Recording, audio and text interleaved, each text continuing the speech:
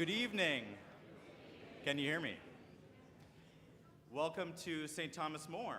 Can you raise your hand if you are visiting our parish this evening? Wonderful, wonderful. Yes. You are very welcome here. Just a practical note, restrooms and water fountains are just out the back door to the left. My name is Andy Otto. I'm the Director of Adult Faith Formation here at STM. And as a Jesuit parish, our charism calls us to find God in all things and to seek justice in our world. We believe deeply that faith and justice are inseparable, and that following Christ means actively working for the dignity and flourishing of every person, especially those on the margins. That's why we regularly offer events and programs that bring these values to life. And tonight's gathering is an expression of that commitment. It's my great honor to introduce our guest this evening, Father Greg Boyle.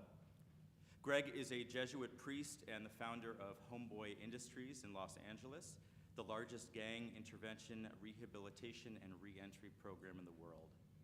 For over 3 decades, he's lived out a radical vision, treating gang members not as problems to be solved, but as beloved children of God, deserving compassion, opportunity, and kinship.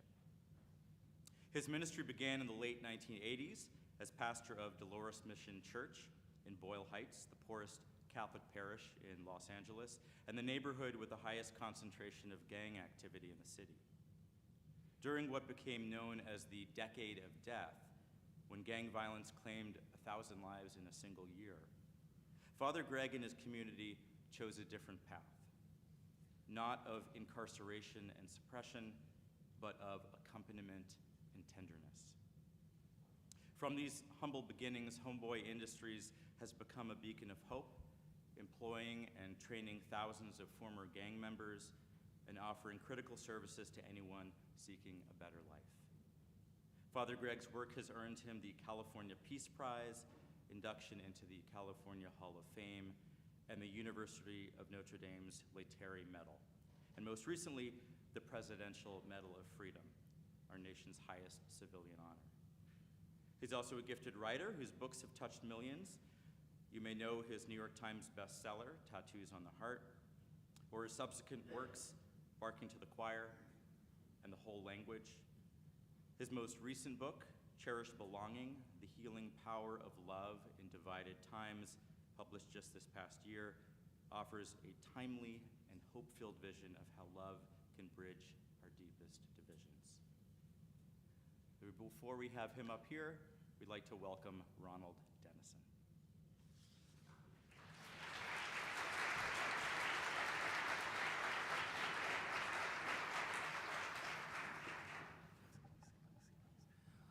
Good afternoon, everyone. Thank you for having me. You hear me?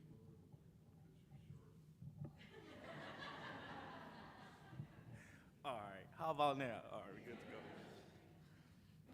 to go. Like the gentleman said, my name is Ronald.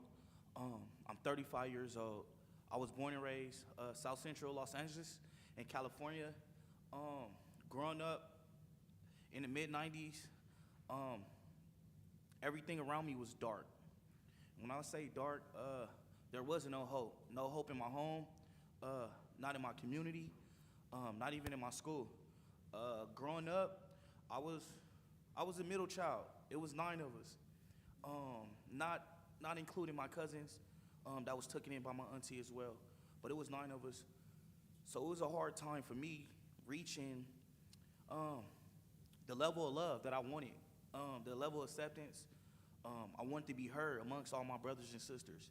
I had a problem with that, and that led to identity issues. It led to a lot of anxiety. Growing up, seeing my mom trying to do well, even though she had addiction herself. It wasn't just gang banging. She was a gang member herself, but my mom was addicted to crack as well for my whole life, until she had my baby brother. But growing up, being that middle child, being in the middle of it, trying to get that love, it was hard. I turned to the streets. I turned to everything that I was seeing around me. Gang banging became my lifestyle, day in, day out. I ended up starting gang banging at 12 years old. I didn't know what I was doing. I just wanted to do it. I wanted to get dapped up like my big brothers going to the liquor stores. I wanted to get loved and embraced by the older homies that was on the block with these nice cars, these chains and these clothes and stuff like that. So I started getting into the behaviors. End up selling drugs for most part of my teen years. I was in and out of juvenile hall. My first time going to jail, I was 12 years old. I was in the car with my big brothers and his homies. I was in the car with him, didn't know I was supposed to run. We get pulled over. So me being 12 years old, I sat in the back of that car. Everybody that was in that car with me left me. To the point, it was so crazy, even the police laughed at me. At that time, I didn't know what was going on. I didn't know how to interpret what was happening. I went to jail for like 4 days.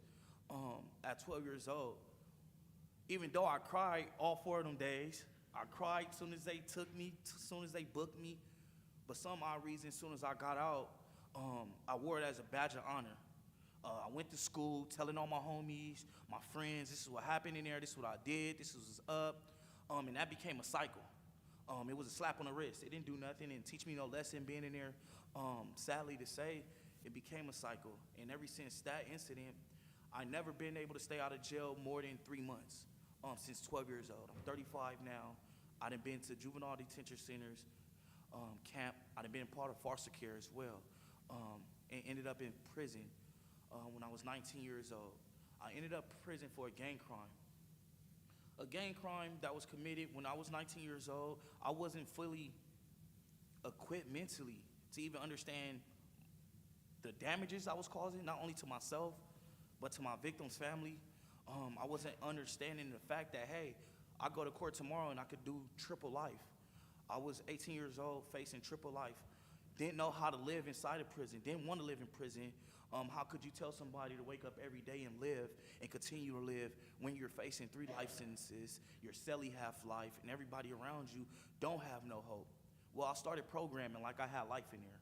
Even though my mom convinced me she took to take a deal. I took a plea deal for 15 years. At that time, 15 years was forever. But to my mom, she's like, you're young. You're going to get a second chance at life. You're going to be able to restart. At that time, she didn't understand.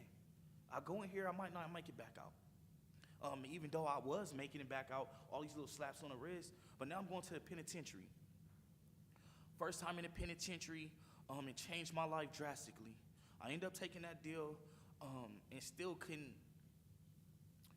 conceptualize the fact that, hey, I'm about to spend 15 years of my life. How much I'm gonna lose, how much I'm gonna miss out. I just started living on a day-to-day basis, and I started living amongst my environment.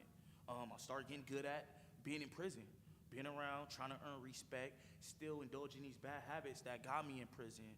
Unfortunately, when I went to jail, I continued to make bad decisions. I ended up spending more time than I was supposed to. All that changed. And when I say change, it didn't change for the good. It changed for the bad. Approximately 7 years into my prison term, I ended up losing my mom. Even though she was fighting her struggles, her battles, she still found a way to be there for me. Even though I was adding to her death, not knowing at the time.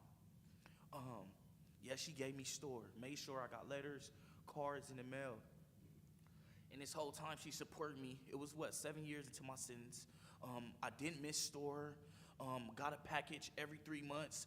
But what I failed to realize that I was adding to these burdens to her death. I thought my mom was healthy. I thought she was gonna be there when I got out. That was my reason for taking the 15 years. When I lost her, I couldn't deal with it. I didn't know how to deal with it. I ain't gonna say I can't. I didn't know how to deal with it. My emotional intelligence was all over the place. I couldn't even be myself. So what you do? You do something that you used to. And I committed another act of violence while in prison, and that ended up getting me 2.5 years in solitary confinement. And I did that on purpose. I did that on purpose because I didn't want to be around nobody. I couldn't stand to be around nobody at that time. I didn't even know how to be around myself. Sitting in that cell 24 hours a day, that was the darkest time of my life. But as I stand in front of y'all today, it was my most reflective time as well. Gave me time to face the man in the mirror, accept accountability, things I've been dodging for a long time. I used to pride myself on respect and these things in this gang culture, hold myself to high expectations. At the end of the day, I was just a fraud. I was pretending to be this character that I built up over the years through this gang activity, through this violence. I had to let all that go. When I say let it go, I had to look at life differently, look at myself differently. I started talking to myself differently in that 2 years in a hole. You in there by yourself. I had to face the man in the mirror. And I made a promise. I made a promise not only to myself, but to my moms and to my higher power. At the time, I didn't have a relationship with God. I wasn't going to church. I wasn't going to therapy. But I knew it was a higher power somewhere out there. All the bullets I didn't dodge, all the licenses I could have had for the things I've done. That's one thing I started taking in consideration on a day-to-day basis. And I started changing within that cell, within myself.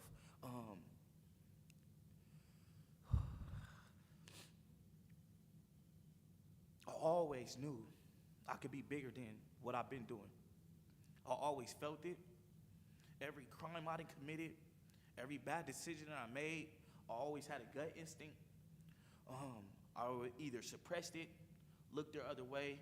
It was even been instances where I couldn't stomach certain situations. But why? I want to be loved. I want to be heard. I want to be seen by this community, by these people that, hey, y'all my family, right? Well, they wasn't my family. They wasn't.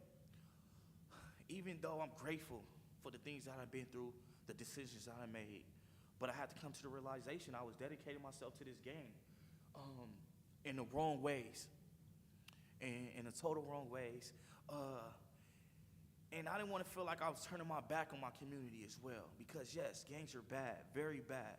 But like myself, I know there's good people within them gangs. It's good people that's trying to make it out, that probably need some resources, probably need a helping hand, probably need a foundation.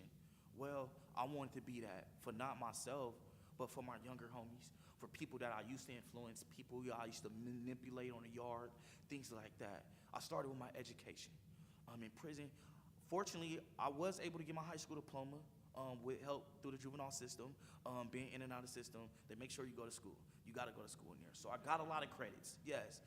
But I always loved school when I was younger, knew I was good at it, knew I was smart, but was distracted. But once I lost my mom, I dedicated myself back to my education. I ended up getting my associate's degree in social work.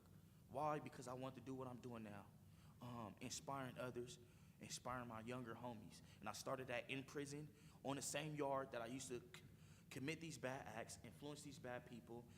I said, disregard the politics. All these racial barriers, all these racial thick lines that's drawn in prison, I stopped feeding into it. Once I started going to school and being in classrooms where the teacher talked to you as if you were human, understand you as you're human, that changed my life. And it happened in that cell in school, and I dedicated myself to my education. It took me a long time to get my degree because of lockdowns and stuff like that, but I pushed through it. I showed my younger homies that, hey, this is something that you could do. You could transition to be a better self, better version of yourself, and that's what I did. Got out of prison early due to the fact that I was able to get my degree, and I was released September 6th, 2024, and that was my mom's birthday. Thank you. I'm here now, and that's what got me at Homeboys Industries. That's why I'm standing in front of y'all today, and that's just a little bit about myself. Thank y'all for having me, and have a blessed night. Thank you.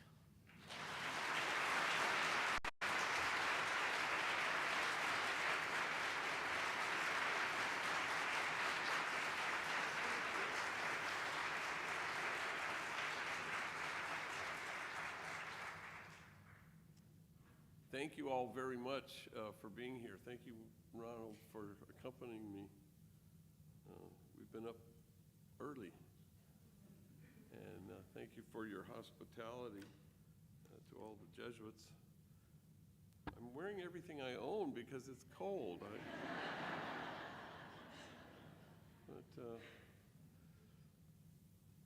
Anyway, can you guys hear back there and everything? Okay. Does that mean no?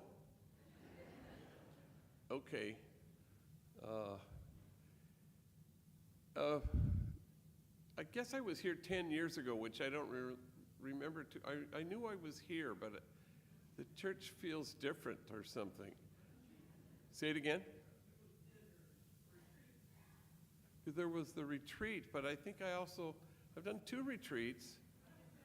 I don't remember coming here either. There must be another church.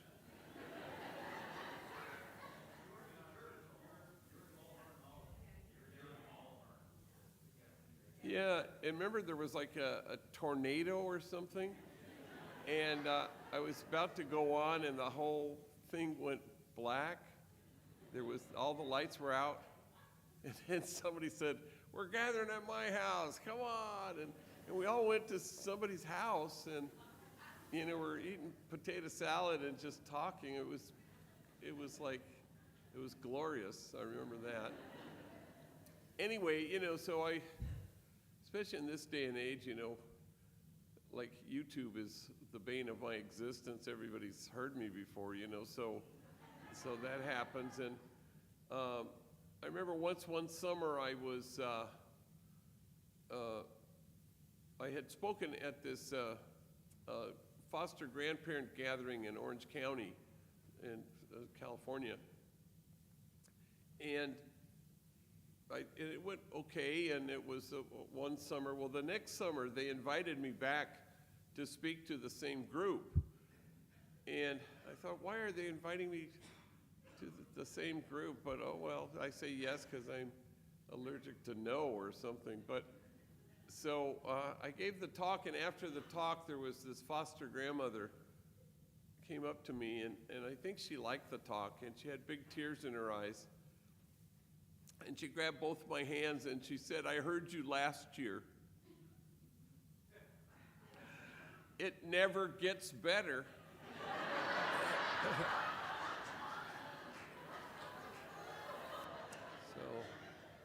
So kind of hoping she misspoke there, but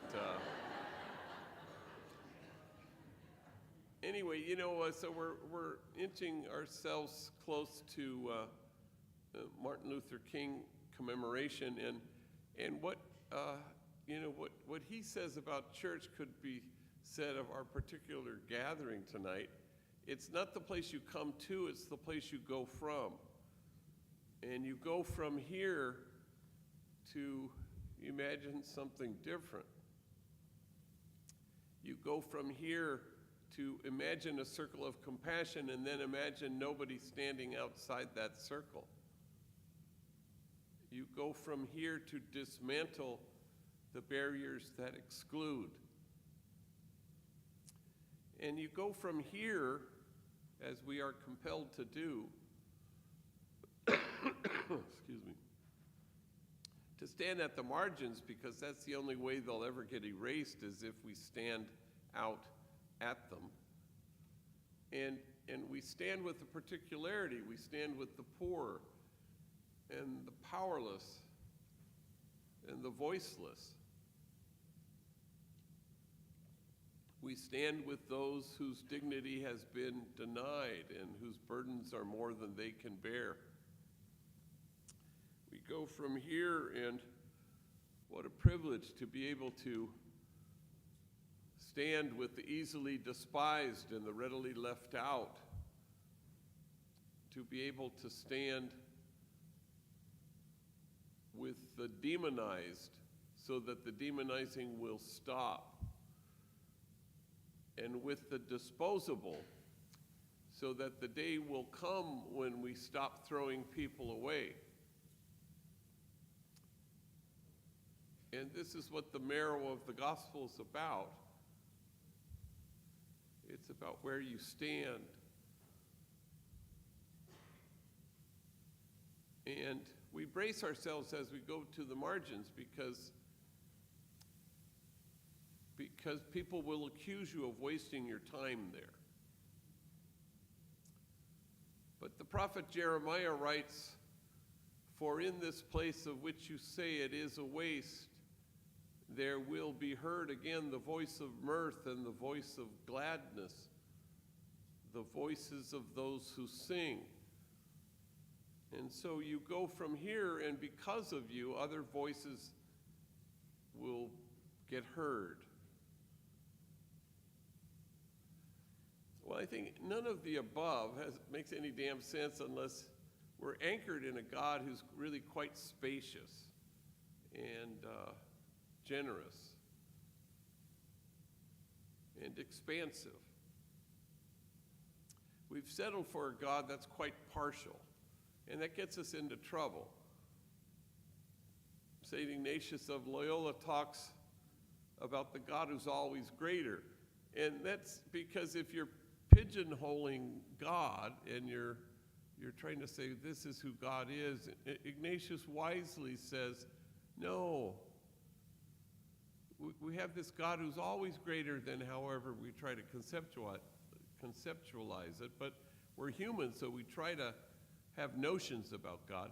There's nothing more consequential to our actual living than of the notion of God that we have.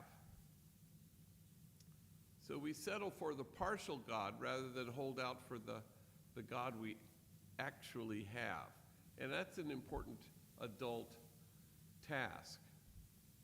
My friend Mirabai Starr, who's a mystic and a translator of mystics, and I invite you to read her because she's wonderful. And she always says, once you know the God of love, you fire all the other gods, which is a good description, again, of what adults do. Because we're famous for projecting onto God who we would want to be if we were God. Because it's true that we're created in the image and likeness of God, but it's also true that the image of God, our image of God, creates us. And so we're kind of stuck there unless it's an ample image. Anne Lamott says, you know you've created God in your own image when God hates the same people you do. So you want to try to avoid that if you can, you know. Meister Eckhart, who I recommend, who's a mystic and a theologian, would say, it's a lie, any talk of God that does not comfort you. Well, that's important to know, although we don't really believe it fully. We kind of, maybe occasionally. No, that's sort of the essence. And that's important to be anchored in that essence. I had a spiritual director many years ago who said, you know, we need a better God than the one we have. He was a Jesuit, but of course he was right, you know, because we don't want to settle. We want to hold out for something really quite magnificent. So for 40 years, I've walked with gang members, and it's the privilege of my life to have done so. And the day won't ever come where I am more noble or I have more dignity or I'm closer to God than people like Ronald Dennison. And part of what for the last 40 years, I do on a regular basis is I say Mass in all these detention facilities. We have a lot of them. We were sharing earlier about how many, you know, which ones it was easier to say which ones you hadn't been in. But so I went to all of them. And a lot of them are getting shut down now, which is probably a good thing. But that was a regular feature during the hard years. And recently I was at San Fernando Juvenile Hall, but said Mass. And years ago, we would have Mass in a big old gym, and there'd be 300 gang members there. And, so I had my Alban and my stole, and, I was sitting kind of in my chair, and it was a little raised thing, and then there was the podium, and they had these sheets in English and in Spanish, and so you could read whatever language you're comfortable with. And so I was sitting there, and the homies were getting up and doing the readings, and so I closed my eyes, and I just rested this sheet on my lap, and I didn't read along. I thought, well, I'm going to hear them proclaim the word. First guy got up and did reading from the Hebrew Bible. Second guy got up to do the responsorial psalm, but I don't know, there was like an overabundance of confidence in his voice, and he gets up and he says, "The Lord is exhausted."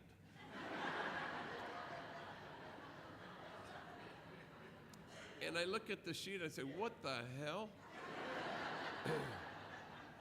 And it was, "The Lord is exalted." And I remember thinking at the time, wow, that's way better.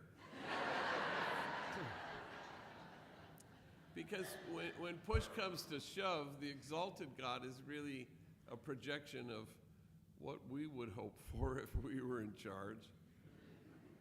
But the exhausted God, everybody in this church can connect to it, Because somebody can talk to you on a Monday and say, "How was your weekend?" "Oh my God, I'm pooped. We had the grandkids over," and oh Lord. But it's a good tired. You know exactly what I'm talking about. It's a good tired. But it's a tired and an exhaustion that has only to do with love and generosity and choosing to become the generosity of God in the world. And that's just so essential. And so we need new images to kind of help us find our way. Since COVID, I guess, I don't think it happened before, at least for me. We kind of invented Zoom. And I have 5 sisters and 2 brothers, and they're all married and kids. And so we would, because we lived all over the place, we would get on the Zoom, the last Sunday of every month at 4 o'clock. And so we were doing it recently, and it was my mother's birthday, or near my mother's birthday, and she would have turned 100 years old. But she died like 8 years ago, and she was 92. My father had died maybe 30 years before that.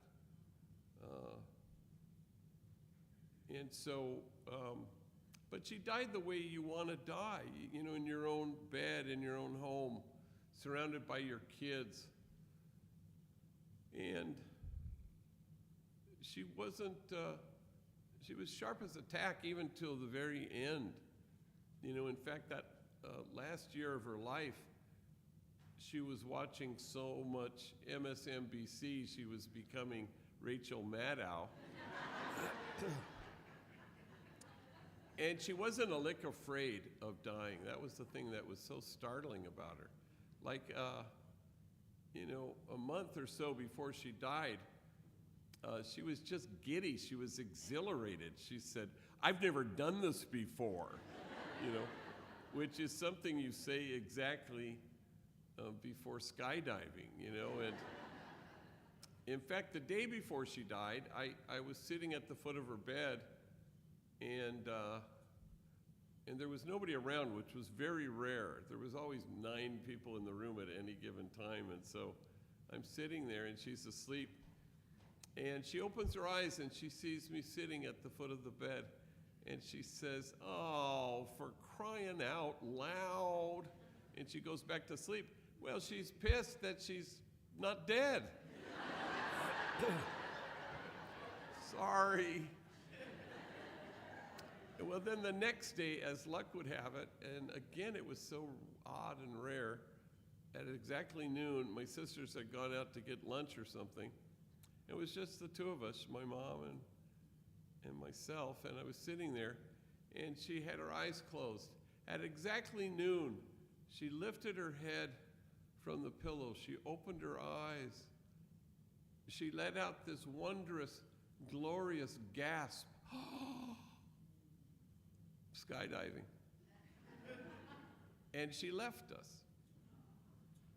And no one in earshot of that sound could ever be afraid of death again. And I remember towards the end of her life, there'd be 3 or 4 or all 8 of her kids and a bunch of grandkids around her bed. And she'd be in and out of consciousness, but when she was in, she would focus on just one of us with a laser beam focus. And she'd just look at this one person, and she'd say with breathless delight, "You're here. You're here." And after we buried her, I thought, I think that may well be the singular agenda of our exhausted God, which in fact is to look at you with breathless delight and say, "You're here. You're here." And that's it. We muddy it up all the time. I think of, like Lent will be upon us, and we have the 40 days and 40 nights of Jesus in the desert, and which is the precursor for our Lent. And I can't say the word Lent without telling you about Michelle Nunez, who was a homegirl who worked at Homeboy. Once she came into my office and she said, "Well, it's official. I just found out my man's been cheating on me." I said, "Oh my gosh, I'm sorry to hear that." "Oh, I don't sweat it. I just went to church, got me them ashes, gave his ass up for Lent."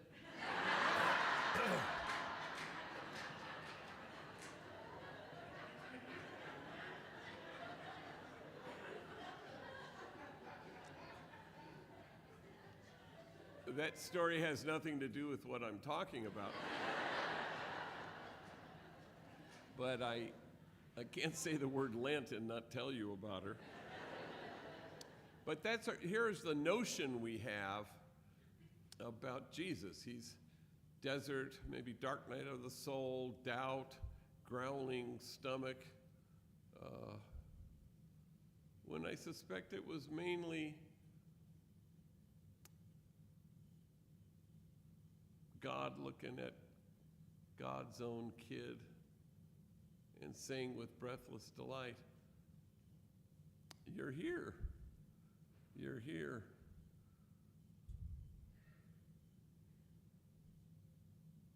And so we receive the tender glance from God, and then we choose to become that tender glance in the world. We notice the notice of God, and then we choose to be that notice in the world. It enables us to notice people who go unnoticed. It's how it works. It's what God hopes for.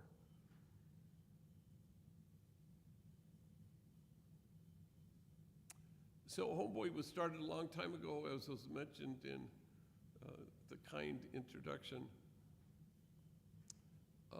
When I was pastor of the poorest parish in the city of Los Angeles, Dolores Mission, and it was nestled in the middle of 2 public housing projects, Pico Gardens and Aliso Village. At the time, it was the largest grouping of public housing west of the Mississippi. We had 8 gangs at war with each other. And the LAPD called my parish the place of the highest concentration of gang activity in the whole city. I buried my first young person killed because of the sadness in 1988. And about 3 months ago, I buried my 263rd. Not all from that parish, of course, but I know a lot of gang members. I get asked. So we started things. First thing we did was we started a school because there were so many junior high, middle school age gang members who had gotten the boot from their home school. Nobody wanted them. So they were wreaking havoc in the projects in the middle of the day. They were writing on walls, they were selling drugs, they were violent. So I would go out to them and I would kind of isolate them one at a time. I'd say, hey, if I found a school that would take you, would you go? And each one, every single one, said, yeah, I would. And then I couldn't find a school that would take them, so I kind of forced my hand a little. So right across the street from the church is our parochial school, Dolores Mission, which occupied the first 2 floors of a 3-story concrete building, grades K to 8, first 2 floors. But the entire 3rd floor was the convent where the sisters lived. And I sat them down one evening in their living room, and I said, hey, would you guys mind, moving out?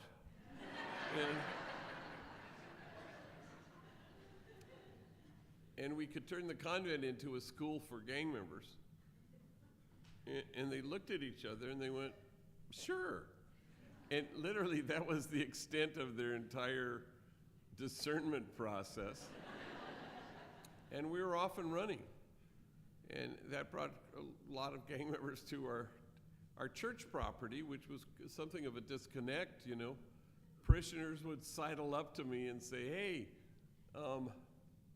aren't churches supposed to be hermetically sealed, good people in and bad people out, And so it was posed a good gospel challenge.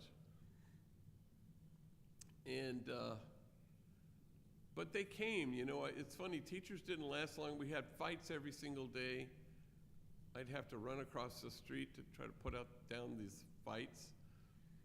I had a principal who lasted exactly 1 day. And I called him the next morning, I go to find out where the hell he was, and he had changed his phone number.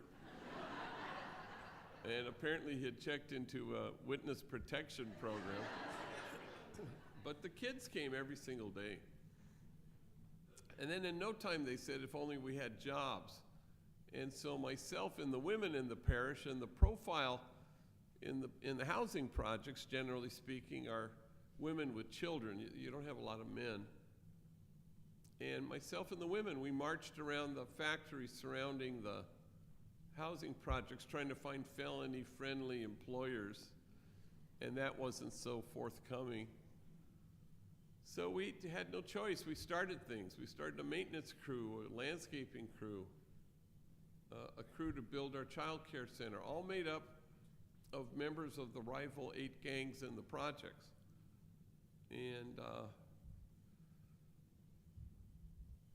And then the very last day of April of 1992, the 4 police officers were acquitted who had beat down Rodney King. And every pocket of poverty ignited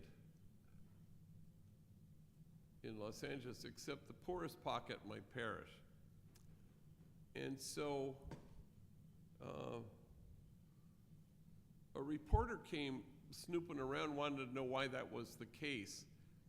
And I said, well, I'm not entirely sure, but we have had 60 strategically hired rival gang members who had a reason to get up in the morning and a reason not to gangbang the night before. And, more to the point of your question, a reason not to torch their own community. So a day later, the article appeared. Well, the following day, I was summoned to the Beverly Hills office of a movie producer named Ray Stark, who happened to have $500 million. And his first question to me was, how should I spend my money? And as I look back on it now, I can see that I woefully undershot my request. I was young, I had hair. So I said, there's an abandoned bakery across the street from the school. You could buy it. It has ovens, they don't work, but you could fix them. I don't know, we could put hairnets on rival gang members and they could bake bread and we could call it Homeboy Bakery. And he said, sure. And so again, we were off and running. A month later, we started Homeboy Tortillas in the Grand Central Market in downtown LA. Once we had plural, we changed our name. We had called ourselves Jobs for a Future. And we changed it to Homeboy Industries. And nobody ever intends to do such a thing. But you know, we backed our way, we evolved our way, now in our fourth headquarters, into becoming the largest gang intervention rehab reentry program on the planet. 10,000 folks a year walk through our doors wanting to reimagine their lives. Every single one who walks through the doors comes barricaded behind a wall of shame and disgrace, and the only thing that can scale that wall is tenderness. Every man and woman who finds their way to us comes with what psychologists would call a disorganized attachment. Mom was either frightened or frightening. And you can't calm yourself down if you've never been soothed. And so anyone who walks through that door freely, which is what we hope will happen, some gang member will greet them at the door, and their whole being will say, "You're here. You're here." And so we try to create a place that's safe, where people can be seen, and then they can be cherished. If it's true that the traumatized are likely to cause trauma, then it has to be equally true that the cherished will be able to find their way to the joy there is in cherishing themselves and others. You know, homies, especially lifers, will come in and say, you know, we're used to being watched, but we're not used to being seen. And if you can understand in your gut the qualitative difference in those two things, then you go, okay, that's what that is. And so we have an 18-month training program. Training is kind of a misnomer. It's really about healing. We have free tattoo removal Monday through Friday, 9 to 5. But nobody's forced to do it. If you want to do it, fine. We have therapy. We have all sorts of curricular things. We have 14 social enterprises, bakery, restaurants, dog grooming. What else do we have? Electronic recycling, all sorts of things. And men and women, black, brown, all rivals. Everybody has to work with multiple enemies. And Homeboy is sort of the front porch of the house everybody wants to live in. But all of us are called to take seriously what Jesus took seriously. Unfortunately for us, there are only 4 things: inclusion, nonviolence, unconditional loving kindness, and compassionate acceptance. And if you take those 4 things seriously, you can know that you're taking seriously the things that Jesus did.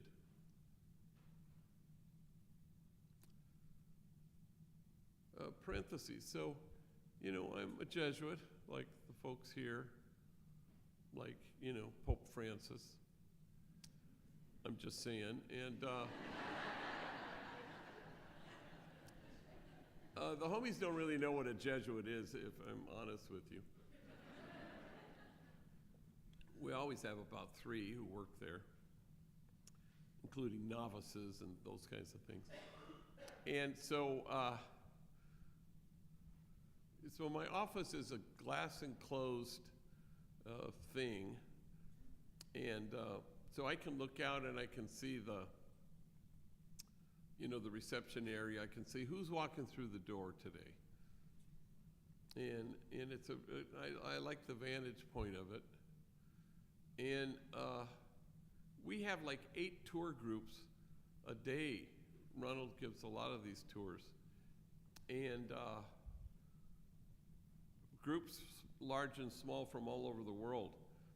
And I was at my desk behind my desk, and 2 homies were in the front, and all of a sudden a group of like 20 tour group plants itself right in front of my office. And it's a tour, and I wave faintly, and it's one of those observe our founder in his natural habitat. So,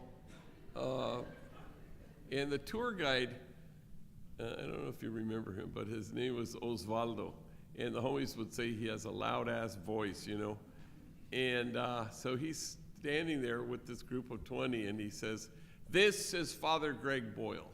He is the founder of Homeboy Industries. He is a jiu-jitsu priest."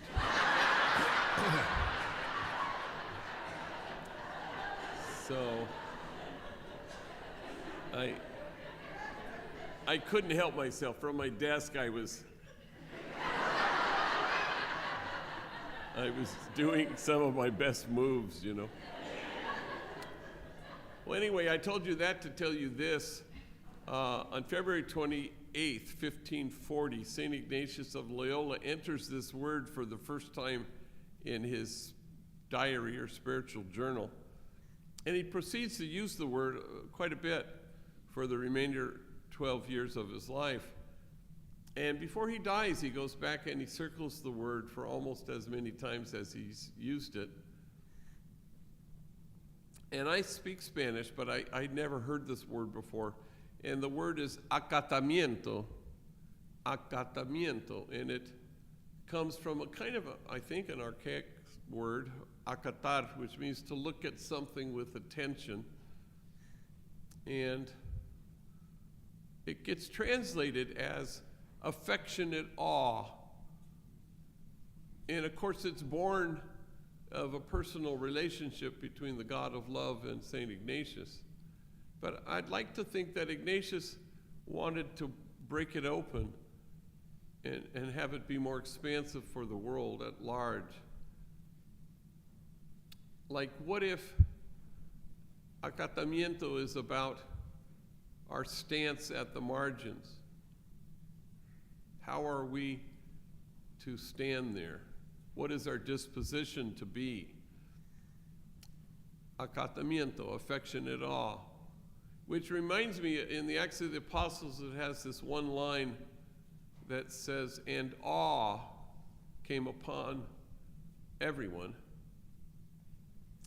And it suggests that the measure of health in any community at all, including this one, may well reside in our ability to stand in awe at what the poor have to carry, rather than stand in judgment at how they carry it.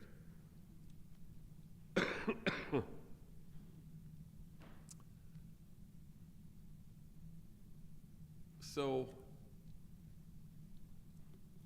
many years ago, I was invited to speak to 600 social workers in Richmond, Virginia. And it was what we used to call in those days a gang in-service. And social workers would commandeer a hotel ballroom, and they'd sign in and get credits. And from 9 to 5 on this very one day, they would hear keynotes and workshops and breakout sessions, all trying to understand why are kids joining gangs. And I did a lot of these over my lifetime, and you want to talk about how no kid is seeking anything when he joins the gang. He's always fleeing something. I've never found an exception. And gangs are the places kids go when they've encountered their life as a misery. And everybody knows misery loves company. And gang violence is about a lethal absence of hope. So how do you infuse hope to kids for whom hope is foreign? And how do you help heal the traumatized? And how do you deliver mental health services in a timely and culturally appropriate way? Things like that.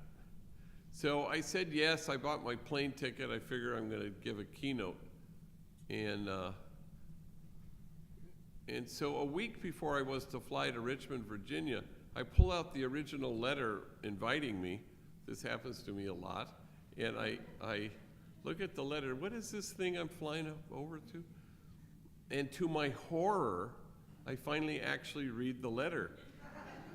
And it tells me that I am to be the only speaker from 9 to 5 all damn day. Wow.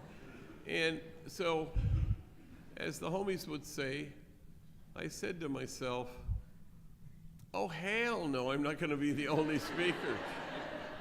So I get 2 trainees, Andre, an African-American gang member, and his enemy, Jose, and I sit them down in my office. And they're like in their 9th month, in their 18 months. I said, look, at the end of the week, you're flying with me to Richmond, Virginia. I would like you to get up in front of 600 social workers and tell your stories. Take your time.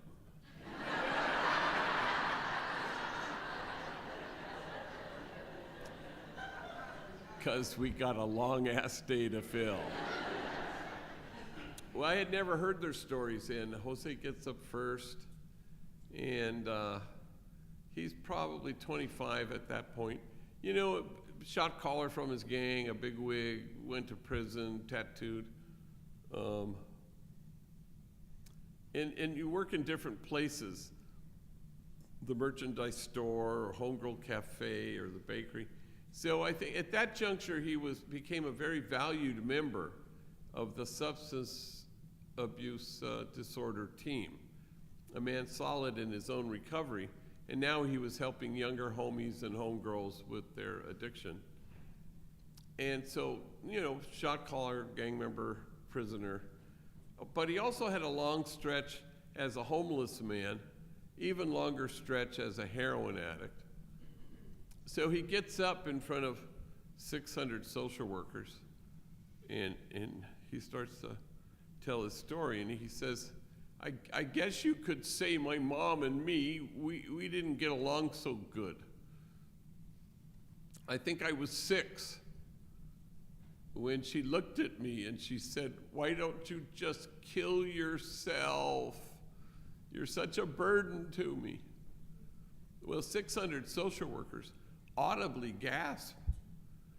And he says, it sounds way worser in Spanish. And we got whiplash going from gasp to laugh. I'd never seen that before. But then he continued. He said, I think I was 9 when my mom drove me down to the deepest part of Baja California. And she walks me up to an orphanage, and she knocks on the door, and the guy comes to the door, and she says, I found this kid. And she left me there for 90 days until my grandmother could get out of her where she had dumped me, and my grandmother rescued me. My mom beat me every single day. of my elementary school years with things you could imagine and a lot of things you couldn't. Every day, my back was bloodied and scarred. In fact, I had to wear 3 t-shirts to school each day. First t-shirt, the blood would seep through. Second t-shirt, you could still see it. Finally, the third t-shirt, you couldn't see any blood. Kids at school, they'd make fun of me. Hey, fool, it's 100 degrees. Why are you wearing 3 t-shirts? And then he stopped speaking, so overwhelmed with emotion, and he seemed to be staring at a piece of his story that only he could see. And when he could regain his speech, he said through his tears, I wore 3 t-shirts well into my adult years because I was ashamed of my wounds. I didn't want anybody to see them. But now I welcome my wounds. I run my fingers over my scars. My wounds are my friends. After all, how can I help heal the wounded if I don't welcome my own wounds? And awe came upon everyone. Affectionate awe. The measure of our compassion lies not in our service of those on the margins, but only in our willingness to see ourselves in kinship with them. For the truth of the matter is this: if we don't welcome our own wounds, we may well be tempted to despise the wounded.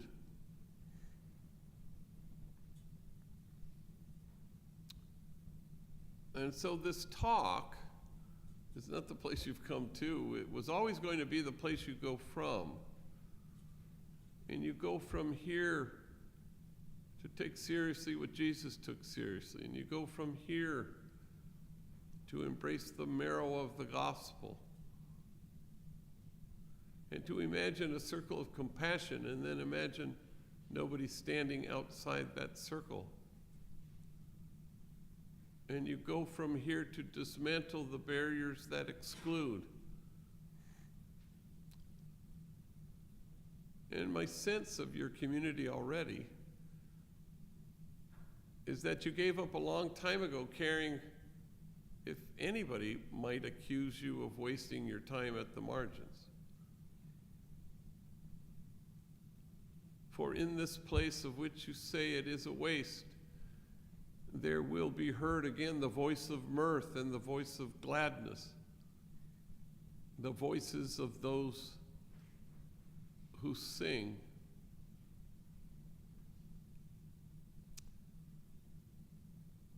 Thank you very much.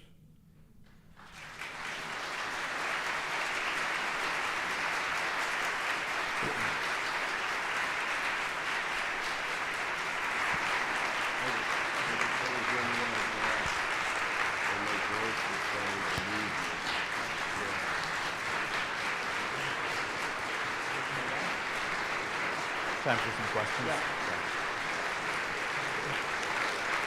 Thank you.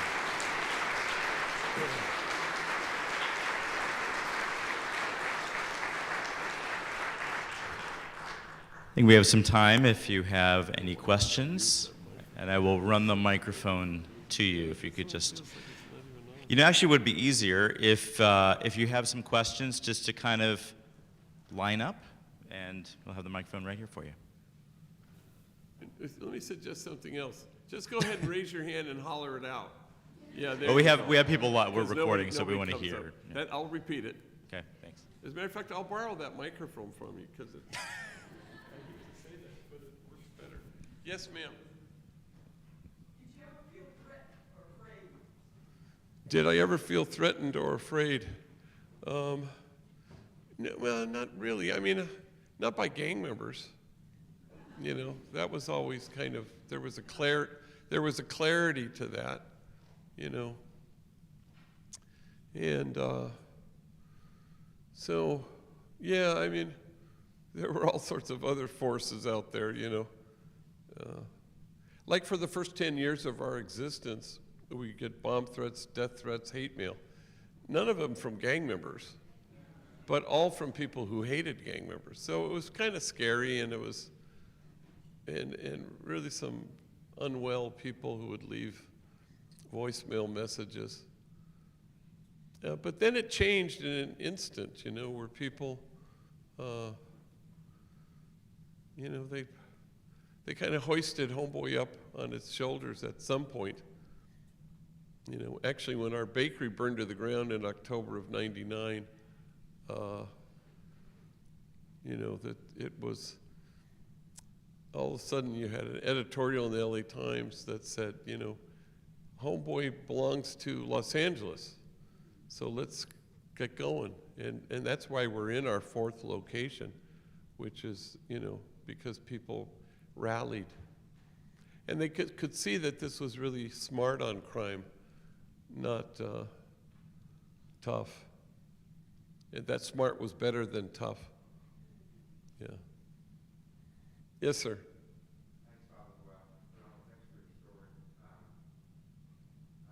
have 2 boys that are, one's diagnosed with schizophrenia, one was, he's an autistic kid, he's got acute anxiety,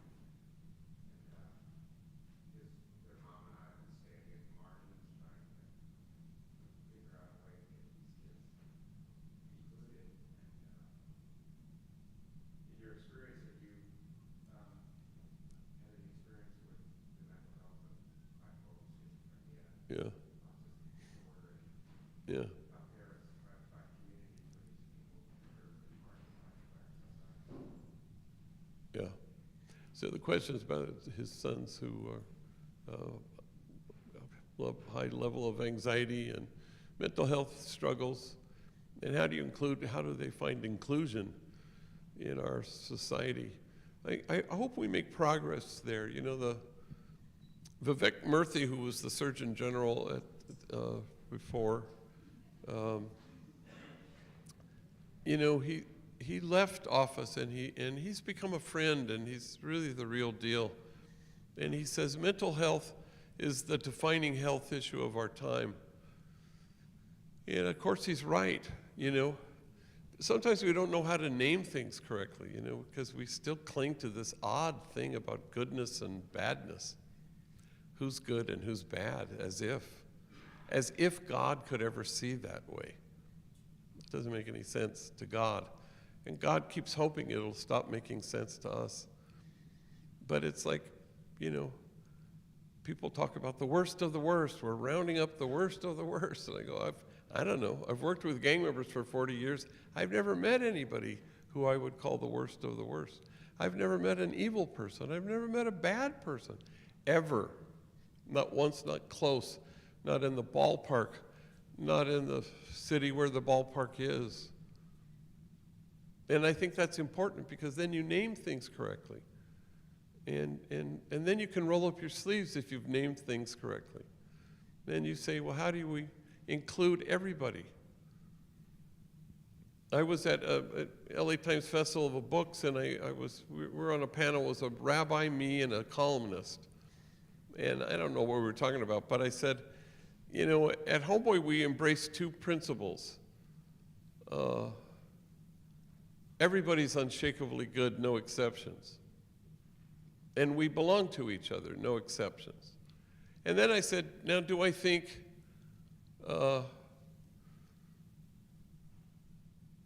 if we embrace those 2 things, every complex, vexing social dilemma would disappear?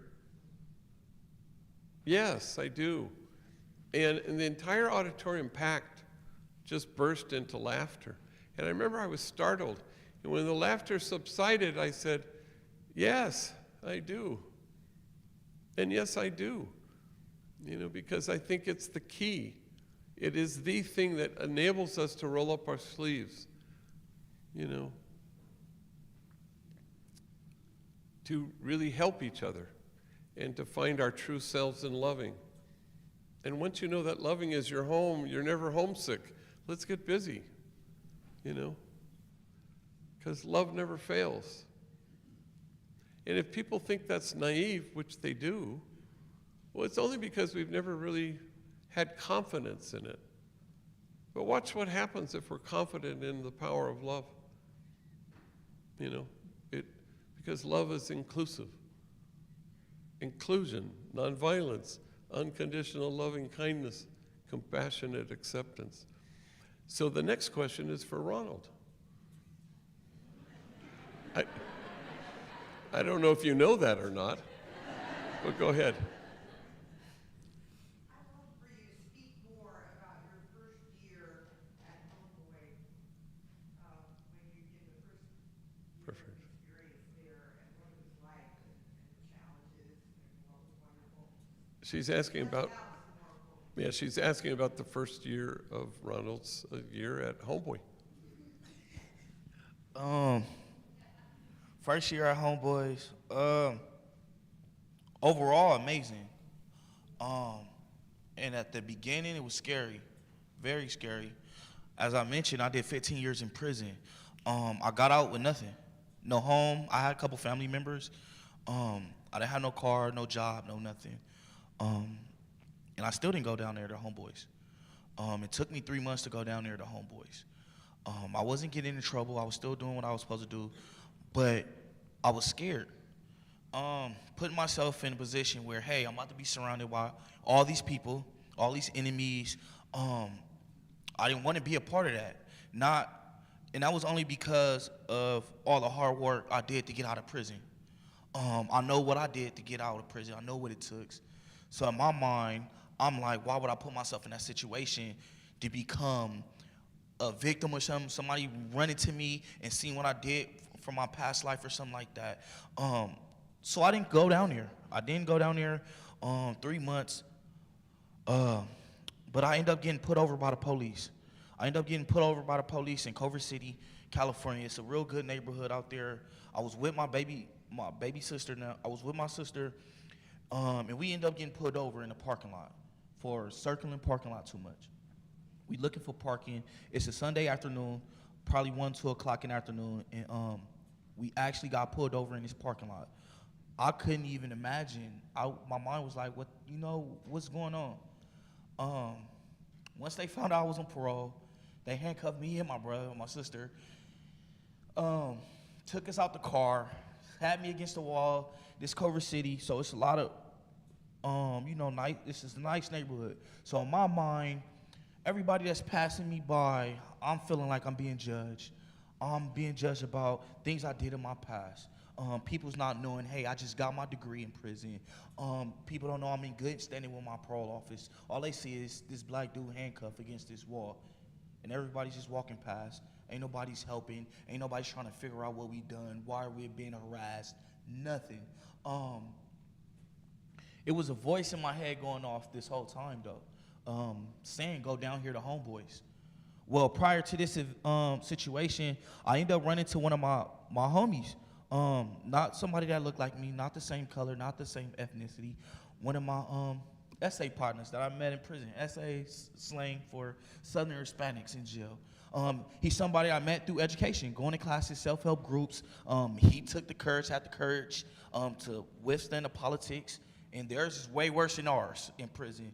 So me seeing him in positions, going to school, getting his services, I end up liking him. We end up working on the Men's Advisory Council in prison, where we handle all the issues for the whole population. I was in charge of all the issues that deal with African Americans.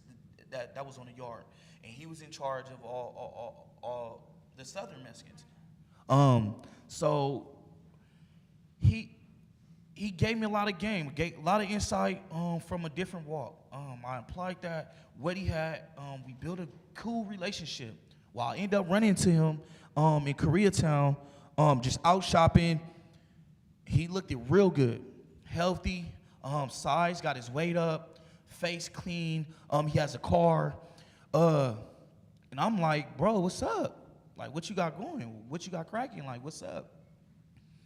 And he said, I work at Homeboys. This whole time he's telling me, we on the street, middle of the street, in front of this store. He's telling me, hey, yeah, I do this.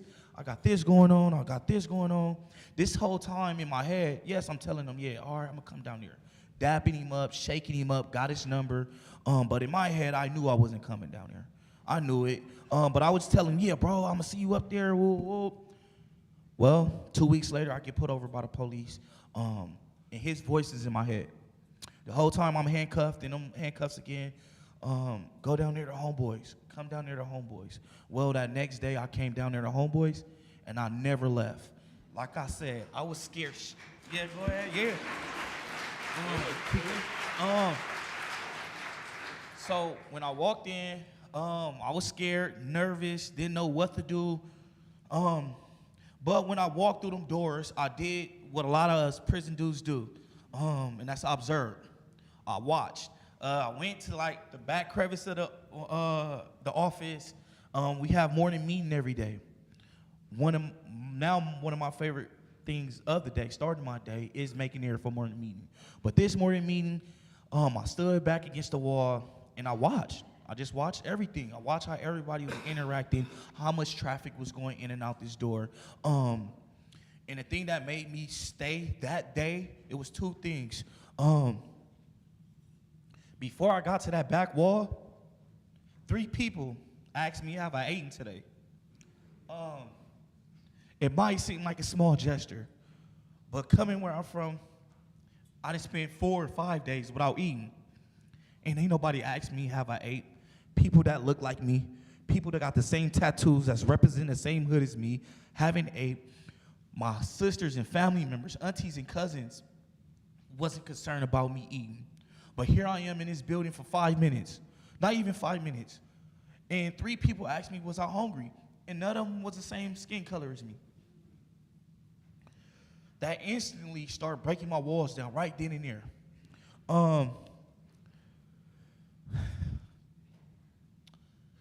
Morning meeting start, it kicks off.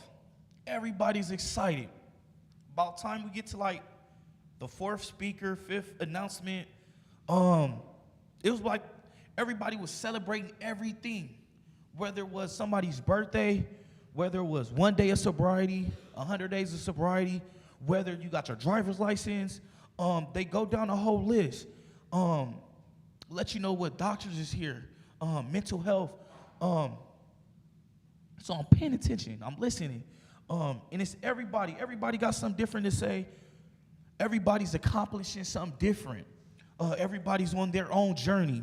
And one thing I noticed, nobody's worrying about your past.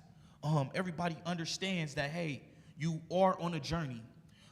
Whether your journey's been worse than mine or not, I understand the fact that, hey, compassion, some love, some hope can probably propel you on your journey. And that kept me in that hallway. And then when morning meeting like adjourned, and you're trying to get out of here. Mind you, this is my first time. I don't know where to go. So I just was like stuck in a trance right there, and I get tapped on the shoulder. I get tapped on the shoulder by one of my homegirls. One of my homegirls from my neighborhood that I grew up with. I grew up with her big brother. Me and her big brother is very close. So I know her whole story.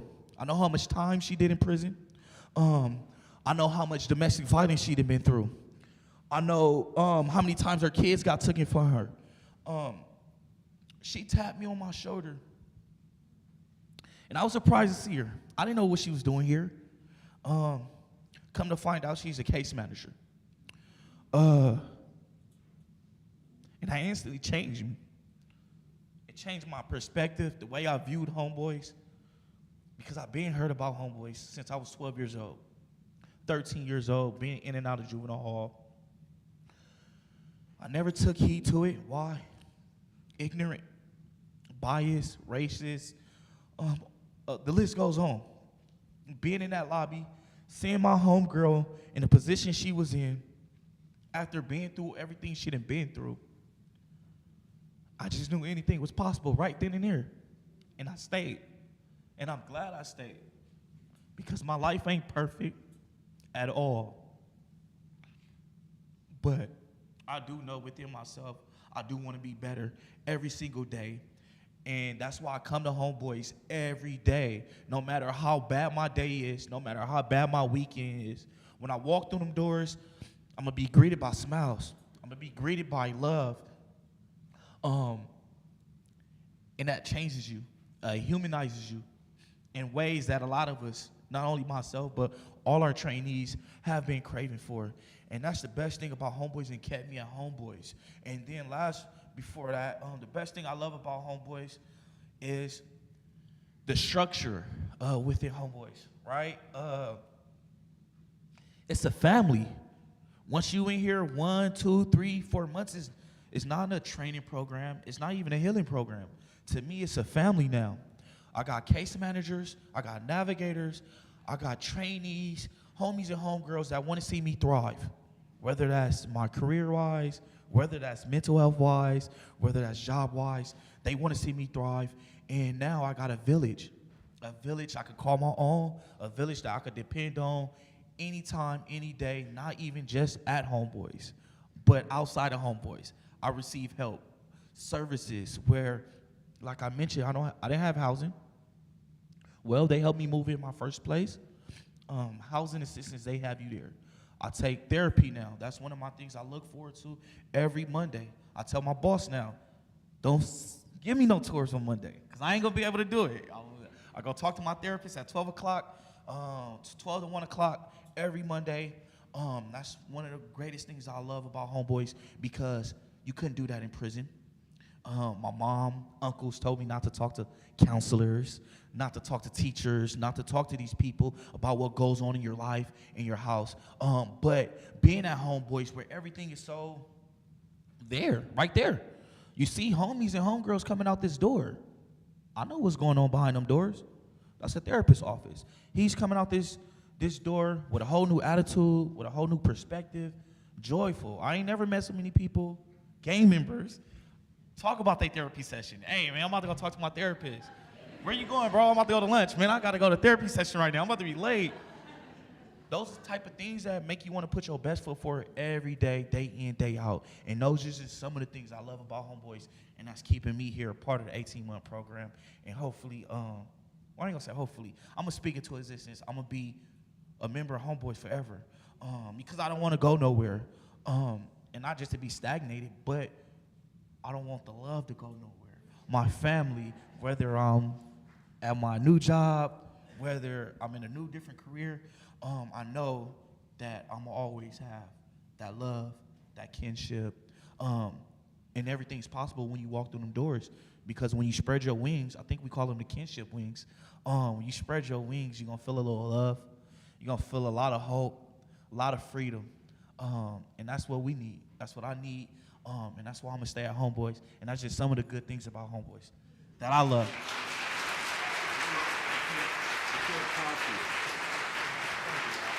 Thank you all very much.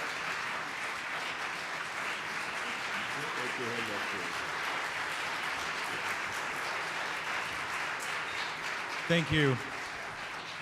Thank you, Ronald and Greg.